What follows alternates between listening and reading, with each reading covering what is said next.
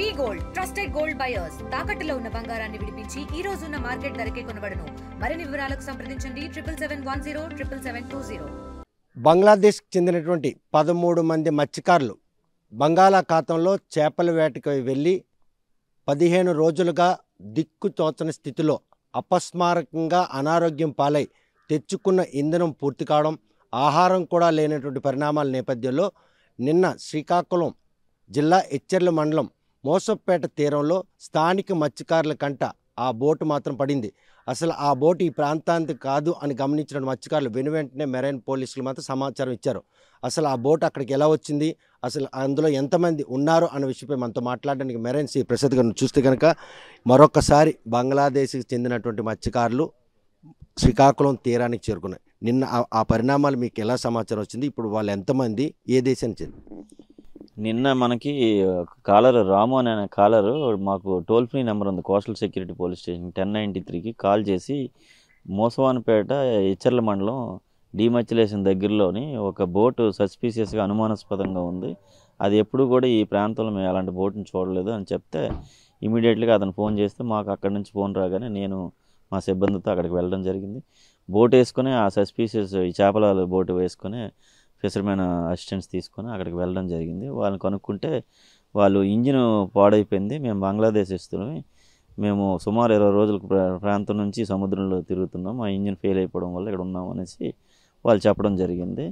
వాళ్ళు అయినప్పుడు మన భారత జలాలు సముద్ర జలాల్లోకి రావడం అనేది అది ఇట్స్ నేరం కింద పరిగణించబడింది. కాబట్టి వాళ్ళని ఒడ్డుకి వాళ్ళు ఏంటంటే మేము ఎప్పటి నుంచో సముద్రంలో ఉన్నాము, మమ్మల్ని రక్షించండి అని అంటే మనం మళ్ళీ చేపలు అక్కడ ఫిషర్మెన్ తాలూకా సహాయం తీసుకొని ఒక 3 బోట్ల ద్వారా 13 మందిని కూడా ఒడ్డుకి తీసుకొచ్చి, అంటే మీరు షిప్ దగ్గరికి వెళ్ళేసరికి వాళ్ళ పరిస్థితి ఎలాగుంది, మాట్లాడే పరిస్థితులు ఉన్నారో, 20 రోజులుగా షిప్లో ఉన్నారు, తెచ్చుకున్న ఆహారం కూడా అయిపోయింది, డీజిల్ కూడా లేదని చెప్తున్నారు కదా, వాళ్ళ ఆరోగ్య పరిస్థితి ఎలా ఉంది? డీజిల్ ఉంది, ఇంజిన్ పాడైపోవడం వల్ల వాళ్ళు ఈ విండ్ తాలూకా దీంతోనే అలాగా ప్రయాణించడం జరిగింది తప్ప ఇంజిన్ అయితే ఫెయిల్ అయిపోయింది. వాళ్ళు తెచ్చుకున్న ఫుడ్ కూడా అయిపోతే వాళ్ళు కొద్ది మొత్తంలోనే తినడం, వాటర్తో తాగడం, అలాగే ఆ విధంగా 20 రోజులు బతకడం జరిగింది. నిన్నటికైతే చాలా దీనిగా వాళ్ళు ఆకలితో అలమటించడం జరిగింది. లోకల్ ఫిషర్మెన్స్ అందరూ కూడా అక్కడ సాయంత్రం కల్లా వాళ్ళకి బిస్కెట్స్ అన్నీ కూడా అలాగే ఫుడ్ వండి పెట్టడం కూడా జరిగింది. దాంతో వాళ్ళు ఉపశమనం చెందారు. కానీ వాళ్ళు ఎక్కువగా 20 రోజులు బట్టి అందులోనే ప్రయాణించడం వల్ల వాళ్ళైతే భయభ్రాంతికి గురయ్యారు. చూస్తే కనుక గతంలో కూడాను 2012లో 19 మంది బంగ్లాదేశ్ సంబంధించిన మత్స్యకారులు కూడా రావడం జరిగింది. సో వాళ్ళ విషయంలో తీసుకున్నటువంటి నిర్ణయాలు ఏమైనా ఉన్నాయా, లేకపోతే ఏదైతే సముద్ర జలాలు హద్దులు దాటి వచ్చారని దీని మీద వాళ్ళ మీద కేసు కట్టారు? అంతకుముందు మరి పట్టుకున్నారు, కానీ అప్పుడు వాళ్ళు ఎలా వచ్చారనేది నాకు తెలియదు. కానీ ఇప్పుడైతే మాత్రం మన సముద్ర జలాల్లోని ఎటువంటి పర్మిషన్ వ్యాలిడ్ లైసెన్స్ లేకుండా, మన భారతదేశ అనుమతి లేకుండా వాళ్ళు మన దానిక జోన్లోకి రావడం అనేది నేరంగా పరిగణించే మనము చట్ట ప్రకారం వాళ్ళ మీద చర్యలు తీసుకోవడం జరుగుతుంది. కనుక ఇంజిన్ మొరాయించి ఆ అలల తాకిడికి ఇంత దూరం కొట్టుకొచ్చాం, మేము చేపల వేటగాలం అని వాళ్ళు స్పష్టంగా చెప్పిన విషయం నిర్ధారణ అయిన తర్వాత వాళ్ళ మీద చర్యలు ఉంటాయి కోస్ట్ గార్డ్ కానీ మెరైన్ పరంగా. ఇప్పుడు వాళ్ళు ఇక్కడికి వచ్చిన తర్వాత లంగర్ వేసుకున్నారు, అదేదో వాళ్ళ తాలూకా బోట్ అనేది బయలుదేరిన రోజే చెడిపోయింది అన్నారు. మరి అక్కడే లంగర్ వేసుకొని అక్కడ వాళ్ళ తాలూకా బంగ్లాదేశ్ వాళ్ళ తాలూకా సహకారం తీసుకుంటే ఏ బాధ లేదు. 20 రోజుల తర్వాత మరి ఇక్కడ ఎలాగ లంగర్ వేయగలుగుతున్నారు, మరి అదేదో ముందే అక్కడ లంగర్ వేస్తే ఈ ఇటువంటి సంఘటన జరగపోను కదా, వాళ్ళని మనము చట్ట పరిధిలోకి తీసుకోకపోదాం కదా అనేది నాకు వచ్చింది. మీ విచారణలో ప్రశ్న వాళ్ళు చెప్పే మాటల్లో కేవలం చేపల వేటగాలిగిన పరిణామాలు తీసుకోవాలా, లేకపోతే ఇంకేమైనా కోణంలో మనకేమైనా అక్కడి నుంచి క్లూ దొరికా?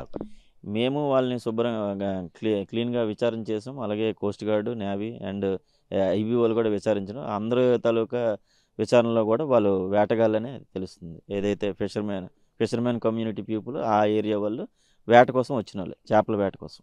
వాళ్ళకి లాంగ్వేజ్ ప్రాబ్లం, ఇక్కడ కూడా ఈ పరిస్థితులు కూడా తెలియవు. ఇప్పుడు వీళ్ళ కుటుంబాలకి వాళ్ళని చేర్చేందుకు శాఖాపరంగా ఎటువంటి చర్యలు చెప్పాలి? వీళ్ళ కుటుంబాలకంటే ప్రతి దేశానికి ఒక ఎంబసీ ఉంటుంది కాబట్టి ఢిల్లీలో బంగ్లాదేశ్ ఎంబసీ ఉంది. వాళ్ళకి ఆల్రెడీ మనం మెయిల్ పెట్టడం జరిగింది, ఇన్ఫామ్ చేయడం జరిగింది. ఆ ఎంబసీ ద్వారా వాళ్ళకి తెలియజేస్తాం. వాళ్ళు ఫోన్లు పనిచేయట్లేదు, వాళ్ళు ఫ్యామిలీ నెంబర్స్ ఇచ్చి మనం ట్రై చేసినా కూడా వాళ్ళ ఫోన్లు అవ్వటం లేదు. వాళ్ళ దగ్గర ఎటువంటి ఆధారాలు కూడా లేవు, వాళ్ళ దగ్గర ఎటువంటి పాస్పోర్ట్ కూడా లేదు.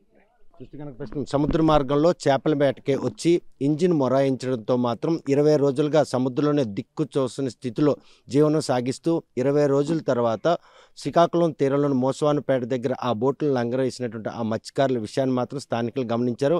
వెనువెంటనే మెరైన్ పోలీసులకు సమాచారంతో వారిని మాత్రం అక్కడ బోటు దగ్గరికి వెళ్ళేసారు. వాళ్ళందరూ కూడా అపస్మారక స్థితిలో అనారోగ్యం పాలై గమనించినటువంటి మెరైన్ పోలీసులు మాత్రం వెనువెంటనే వారికి మెరుగైన చికిత్స అందించి వారి తల్లి సమాచారం సేకరిస్తారు. కాకపోతే భారత సముద్ర జలాల్లో చొరబడ్డారన్నటువంటి ఆరోపణ మీద మాత్రం వారిపై చర్యలు ఉంటాయి. మరోవైపు అదే కనుక ఇంజిన్ మొరాయించిన విషయం తొలినాళ్ళలో గమనించినప్పుడే బంగ్లాదేశ్ భూభాగం మీద కనుక లంగరేసుకుని ఉంటే కనుక ఇంత దూరం ఆ బోటు వచ్చేది కాదని కూడా ఒక అనుమానం తలెత్తుంది. మరి ఈ విషయంలో మాత్రం 2012లో ఏదైతే 19 మంది బంగ్లాదేశ్ మత్స్యకారుల విషయంలో జరిగినటువంటి పరిణామం ఈరోజు మాత్రం మళ్ళీ మోసపేట తీరానికి వచ్చినటువంటి బంగ్లాదేశ్ నుండి వచ్చిన 13 మంది మత్స్యకారుల విషయంలో మాత్రం శాఖాపరమైన చర్యల్లో నిజమైనటువంటి దర్యాప్తు వెలువడిన తర్వాతే వారి బంధువులకు అప్పచెప్పేందుకు కూడా ఎటువంటి కమ్యూనికేషన్ లేకపోవడంతో ప్రస్తుతం భారత్ ఎంబసీతో పాటు అక్కడ బంగ్లాదేశ్ ఎంబసీకి కూడా సమాచారం ఇవ్వడం జరిగింది. ఆ ఎంబసీ తీసుకున్న నిర్ణయం మేరకే శాఖాపరంగా తాము కూడా వారికి ఏకీపించి వారిని మళ్ళీ తిరిగి బంగ్లాదేశ్ పంపించేందుకు మాత్రం చర్యలు చేపడతామని సిఐ స్పష్టం చేస్తుంది. మరి ఈ విషయంలో భారత్ ఎంబసీ బంగ్లాదేశ్ ఎంబసీ వాళ్ళు నిజమైన మత్స్యకారులని తేలిన పరిస్థితి ఎప్పట్లో ఉంటుందో అన్న విషయం వేచి చూడాల్సిందే. వీడియో జర్నలిస్ట్ రామకృష్ణతో Satyam, RTV Srikakulam. Local to global news at your finger tips. మీ చేతిలో ఒక ఆయుధం. Download Raw TV app.